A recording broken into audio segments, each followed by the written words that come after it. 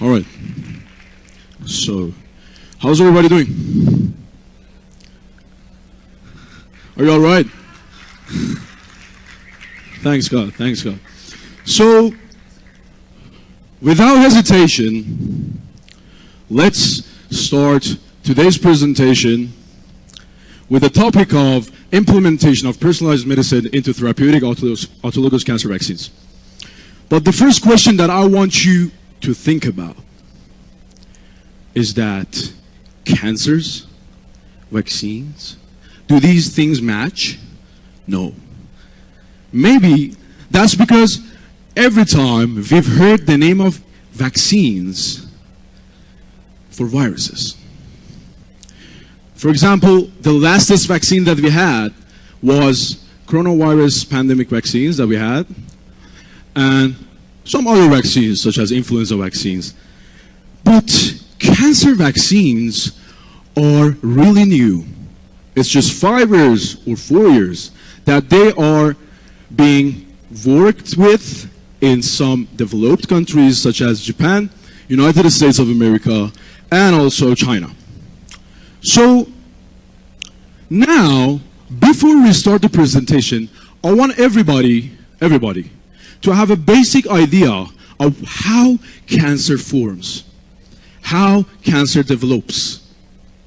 All right, now, to proceed with that, the term is carcinogenesis. Oh my God, one of those terms that we use in medicine. We're done with that, right? Don't worry, I'm going to explain everything for you.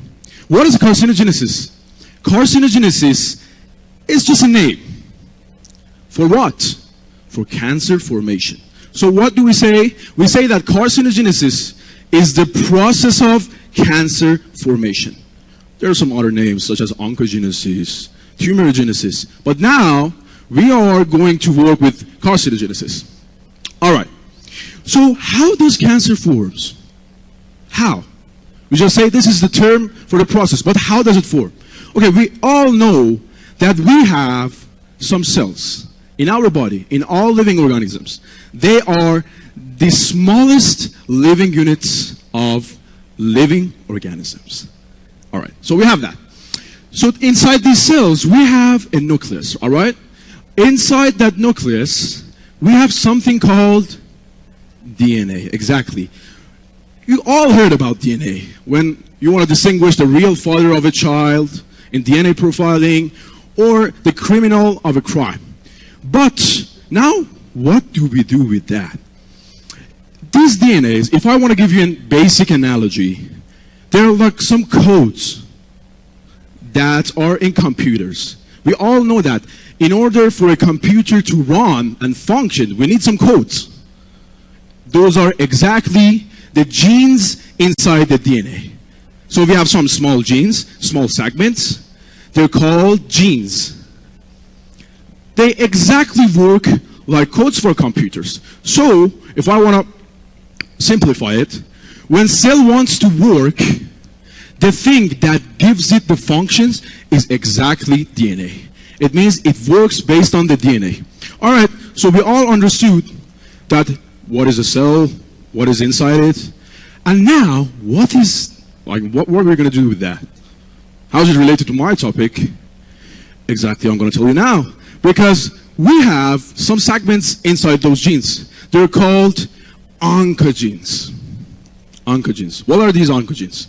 They are responsible for the cell division. Exactly. What is cell division? What should we have cell division? Because if there is no cell division, there is no growth. There is no healing. When you have some wounds on your skin, there is no healing. So cell division is one of the most fundamental things in microbiology. Now, how does oncogenes form cancer? How? Really simple. Really simple. It's called mutation. If I want to just give you a definition like books, I can say mutation is some random changes in the base sequence of genes. All right?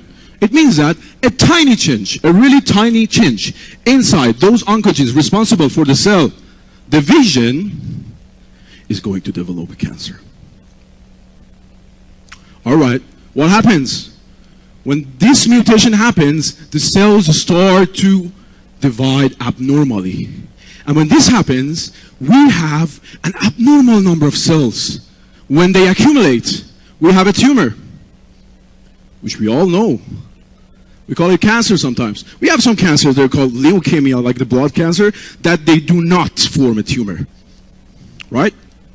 But now everybody understood how cancers form and how the cells work when they want to divide. Now, the fundamental topic that we want to talk about, which is the topic of my presentation, is cancer vaccines. I know it's a bit unfamiliar for you, but I'm going to explain all this step by step. We have two types of cancer vaccines. Exactly 2 types. They're the main 2 types. Don't forget about that. We have maybe more than 6 or 7 types, but the main 2 types, the main 2 categories are 2.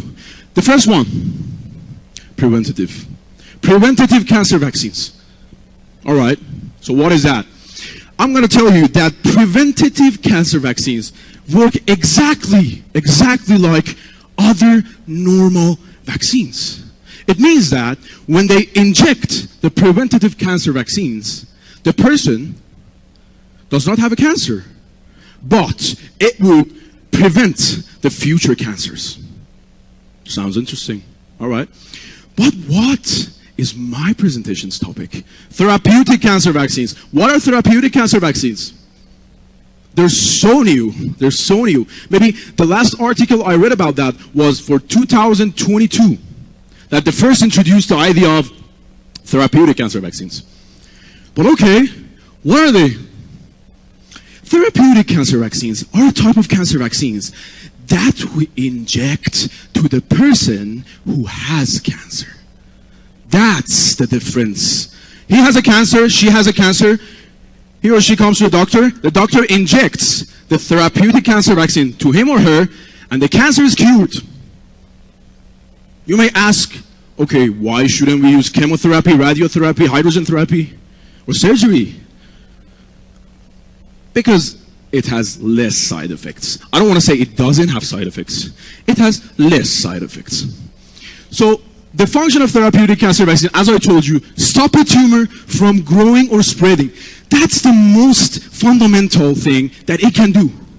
It doesn't let your tumor to spread throughout your whole body. It means that it stops the metastasis. It doesn't let the tumor enter the secondary stage.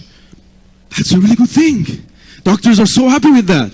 And the next one is destroy cells still in the body after treatments like surgeries or radiation. What does it mean? It means I did a surgery, but the cancer cells are still present in my body. What do? We inject the therapeutic cancer vaccines. What happens?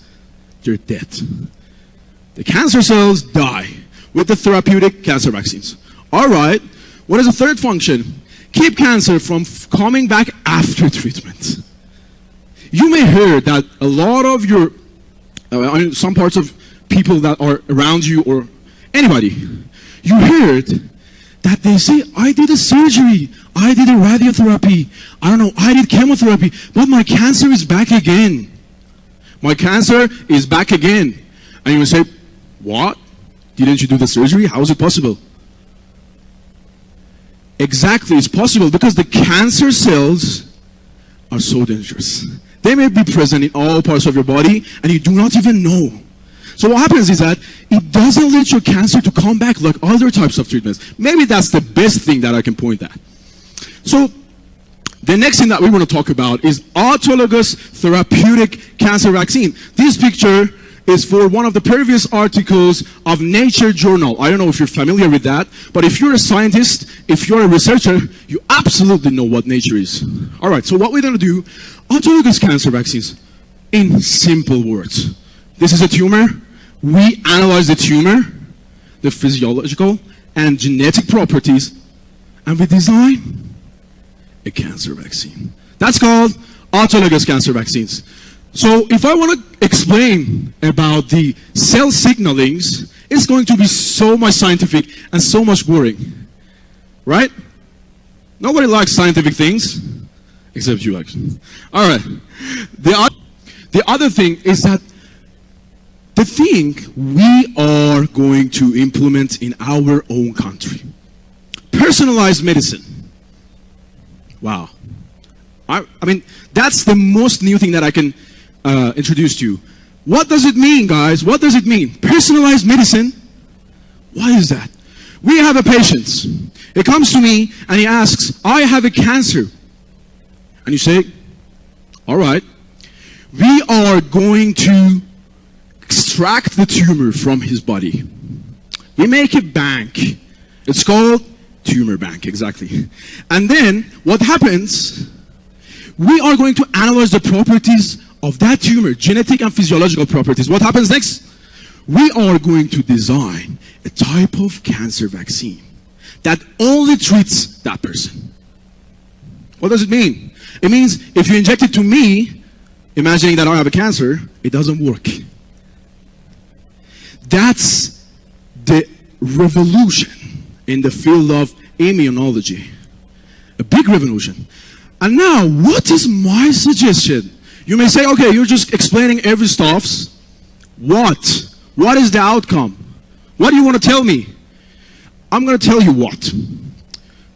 What I'm going to do is that we are going to, with the help of some professors in Shahid Beheshti University, Tehran University, I don't know if I name them, you may know them. They're one of the top professors, like Professor Nima Rezai, the top one-person scientist in the world. We want to do something. We want to implement. We are going to implement the personalized medicine. Personalized medicine. Okay, what? We're going to implement the personalized medicine into the field of cancer vaccines. It means that we're going to, we can say, create a bank which is specified for the tumors. What is the outcome?